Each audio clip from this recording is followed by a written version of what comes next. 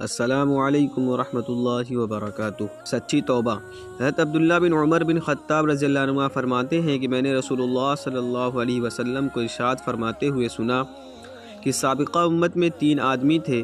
وہ ایک دفعہ کہیں چلے جا رہے تھے کہ دوران سفر ان کو ایک غار میں رات گزارنا پڑی۔ چنانچہ وہ تینوں ایک غار کے اندر داخل ہو گئے۔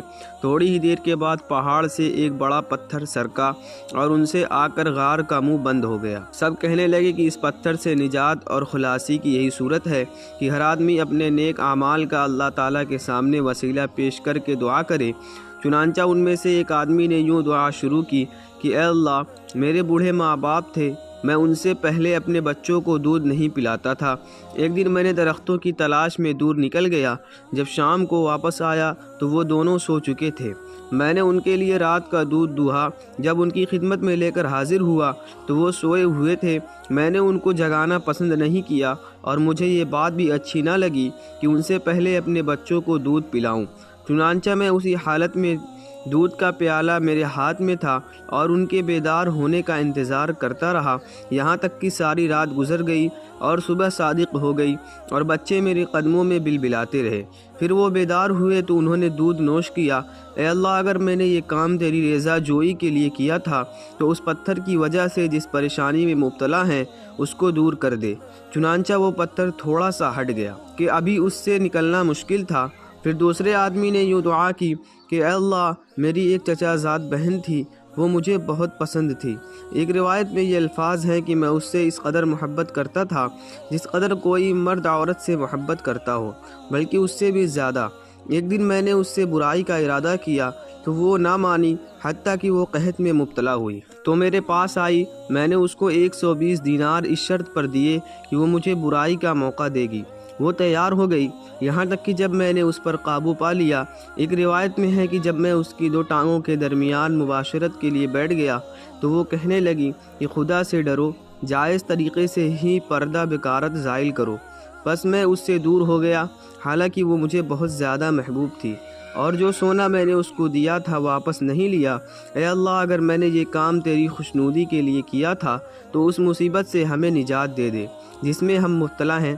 چنانچہ وہ پتھر تھوڑا سا مزید اپنی جگہ سے ہٹ گیا کہ ابھی اس سے نکلنا مشکل تھا۔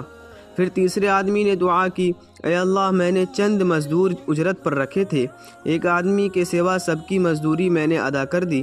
وہ آدمی جس کی مزدوری میں نے ادا نہیں کی تھی وہ اپنی مزدوری چھوڑ کر چلا گیا تھا۔ میں نے اس کی اجرت کو بڑھایا یہاں تک کہ اس سے اموال کثیرہ ہو گئے۔ پھر ایک عرصے کے بعد وہ آیا اور اس نے کہا کہ اے اللہ کے بندے، میری اجرت مجھے دے دو۔ میں نے کہا کہ یہ اونٹ، گائے، بکریاں اور غلام وغیرہ جو تجھے نظر آ رہے ہیں یہ سب تیری ہی اجرت ہے۔ اس نے کہا کہ اے اللہ کے بندے، میرے ساتھ مزاح نہ کر۔ میں نے کہا میں نے تیرے ساتھ مزاح نہیں کر رہا ہوں۔ چنانچہ اس نے وہ سارا مال لے لیا اور سارے جانور ہانک کر لے گیا، کوئی چیز نہیں چھوڑی۔ اے اللہ، اگر میں نے یہ کام تیری رضا حاصل کرنے کے لیے کیا تھا تو ہمیں اس مصیبت سے چھٹکارا عطا فرما دے جس میں ہم سبھی مبتلا ہیں۔ چنانچہ وہ پتھر دور ہو گیا اور وہ تینوں اس غار سے نکل کر آگے کو روانہ ہو گئے۔ فوائد حدیث: معلوم ہوا کہ مصائب و مشکلات کے پیش آنے پر اللہ تعالیٰ سے دعا کرنی چاہیے، اور یہ تعمیل حکم بھی ہے جیسا کہ ارشاد ہے، وَقَالَ رَبُّكُمُ ادْعُونِي أَسْتَجِبْ لَكُمْ، یعنی تمہارے پروردگار نے فرمایا ہے کہ تم مجھ سے دعا کیا کرو، میں تمہاری دعا قبول کروں گا۔ نمبر 2، نیک اعمال کو وسیلے میں پیش کرنا جائز ہے۔ نمبر 3، کرب و بلا سے نجات حاصل کرنے میں بندے کے تقوی کا بڑا دخل ہوتا ہے، جیسا کہ فرمایا وَمَن يَتَّقِ اللَّهَ يَجْعَلْ لَهُ مَخْرَجًا، یعنی جو شخص تقوی اختیار کرتا ہے اللہ تعالیٰ مصائب سے نکلنے کی کوئی نہ کوئی راہ نکال دیتے ہیں۔ نمبر 4، اس حدیث سے والدین کے ساتھ حسن سلوک اور ان کی خدمت گزاری کی فضیلت معلوم ہوتی ہے، نیز معلوم ہوا کہ ان کو دوسروں پر ترجیح دینا باعث فضیلت کا کام ہے۔ نمبر 5، پاک دامنی اور غیر محرم عورتوں سے دور رہنے کی فضیلت معلوم ہوئی۔ نمبر 6، عقدہ حارہ کا جواز معلوم ہوا، جس کی تعریف یہ ہے کہ وہ ایسا معاملہ ہے جو متعین قیمت پر ایک مدت کے لیے کسی منفعت کے حصول پر کیا جائے۔